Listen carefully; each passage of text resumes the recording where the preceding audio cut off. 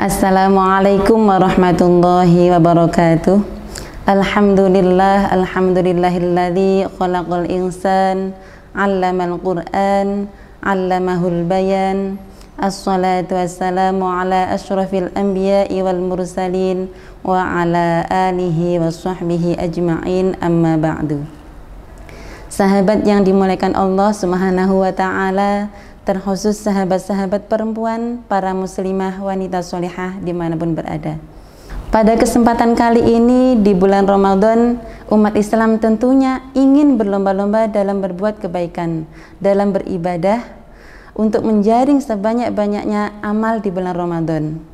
Tentunya para wanita muslimah juga ingin berpuasa selama 30 hari full di bulan Ramadan. Namun demikian, apakah para muslimah bisa mengerjakan puasa penuh sebanyak 30 hari di bulan Ramadan? Pastinya itu mustahil untuk para muslimah, karena biasanya ada masa haid atau menstruasi bagi wanita, entah itu di awal Ramadan, di pertengahan, ataupun di akhir Ramadan.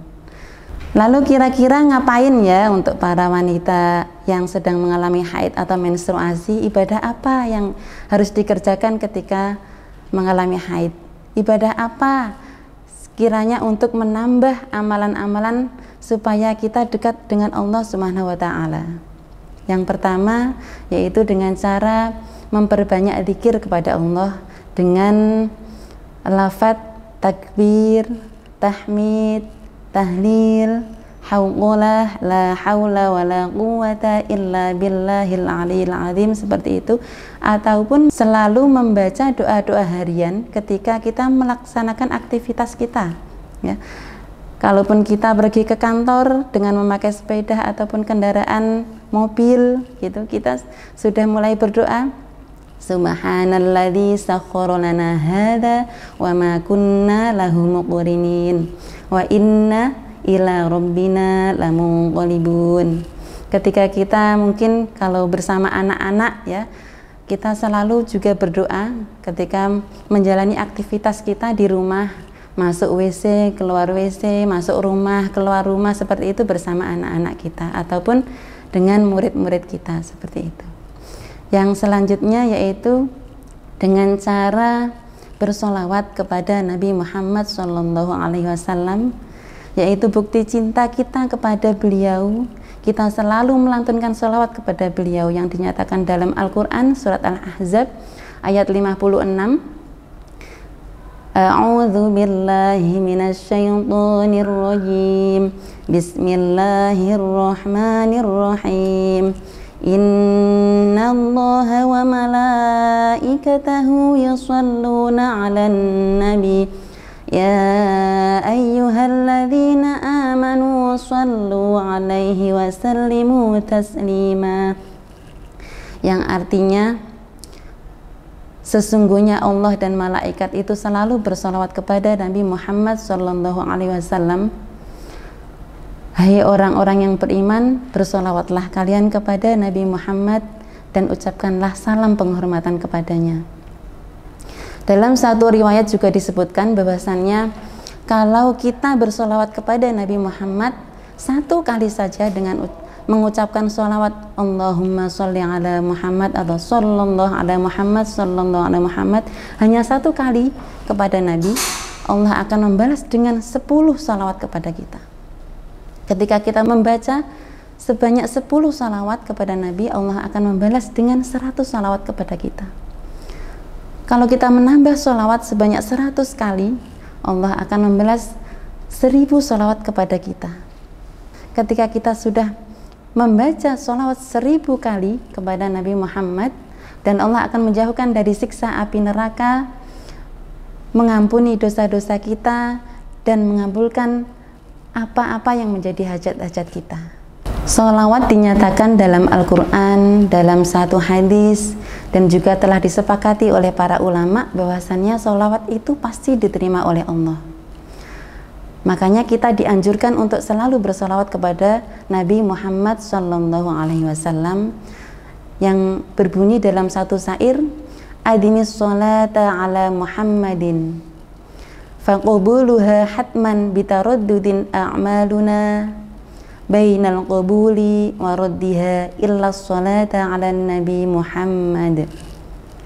Yang artinya ketika kita mudawamah ataupun kita dianjurkan untuk istiqomah, bacalah sholawat kepada Nabi Muhammad Sallallahu Alaihi Wasallam, karena itu pasti diterima, karena sholawat itu pasti diterima tanpa ada keraguan. Amal-amal kita bisa diterima atau tidak kecuali sholawat kepada Nabi Muhammad Sallallahu Alaihi Wasallam. Yang selanjutnya yaitu kita bisa mempersiapkan makan untuk orang yang berbuka.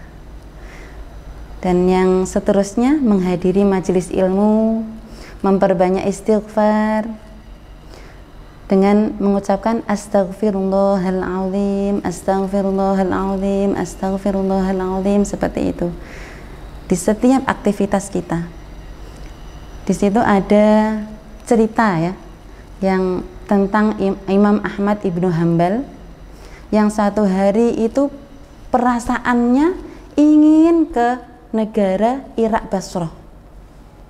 Nggak tahu kenapa, nggak ada janji sama seseorang, tapi beliaunya ingin pergi ke sana ya. Akhirnya satu hari Imam Ahmad Ibnu Hanbal pergi ke Irak Basrah. Padahal Imam Ahmad itu saat itu di Baghdad. Beliau ke sana, sampai sana sholat isya jamaah. Akhirnya setelah sholat isya beliau merasa capek, pengen istirahat di satu masjid. Di dalam masjid itu beliau merebahkan badan, tapi dihampiri oleh merbot masjid.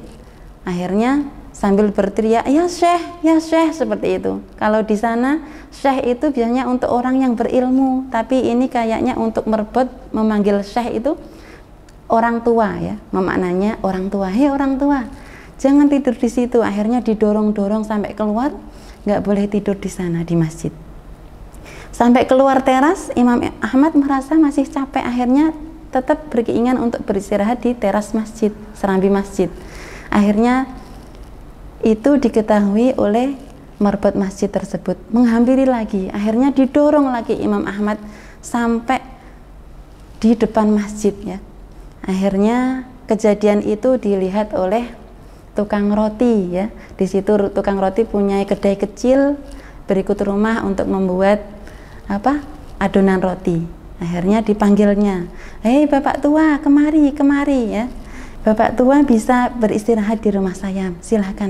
Akhirnya bapak tua itu, Imam Ahmad tersebut, menghampiri tukang roti itu dan masuk ke rumahnya, beristirahat, merebahkan badan sambil berbincang-bincang dengan tukang roti tersebut. Sambil mengadoni roti, tukang roti itu memecahkan telur, istighfar, menuangkan mentega, istighfar, memecahkan menuangkan gandum, istighfar. Selalu seperti itu sambil di sela-sela pertanyaan-pertanyaan Imam Ahmad Ibnu Hanbal. Akhirnya di situ Imam Ahmad memperhatikan, kok setiap itu terdengar istighfar, setiap gerakannya terdengar istighfar. Sejak kapan kamu ini melakukan amalan seperti ini gitu, katanya Imam Ahmad Ibnu Hanbal. Sejak saya membuat roti selama 30 tahun lamanya gitu.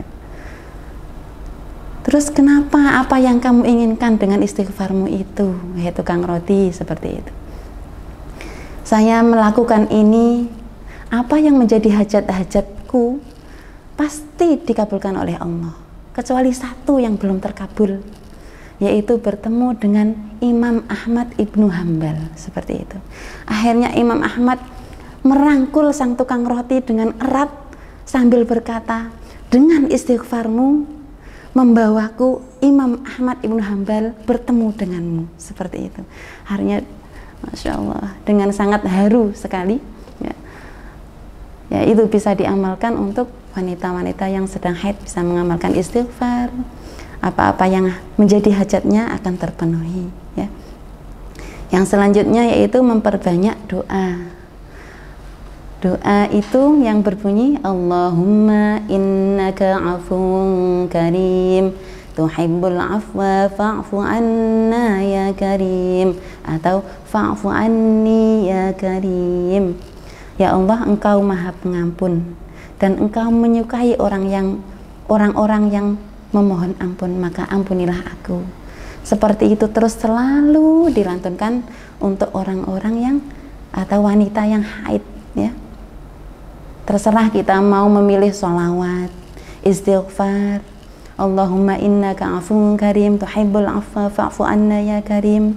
Istiqomahkanlah satu amalan sedikit tapi terus menerus kita kerjakan. Untuk para muslimah, mulailah berzikir di sela-sela aktivitas kita. Kalau kita tidak sholat, tidak puasa, maka gantilah dengan sholawat, maka gantilah dengan istighfar kepada Allah, karena Allah itu maha segala-galanya, maha penerima taubat, maha mengabulkan doa-doa yang kita panjatkan. Semoga ini bermanfaat. Atlubu afa in wajadtum al-qata'at minni wa aqulu qali hadza wal akhiru wassalamu alaikum warahmatullahi wabarakatuh.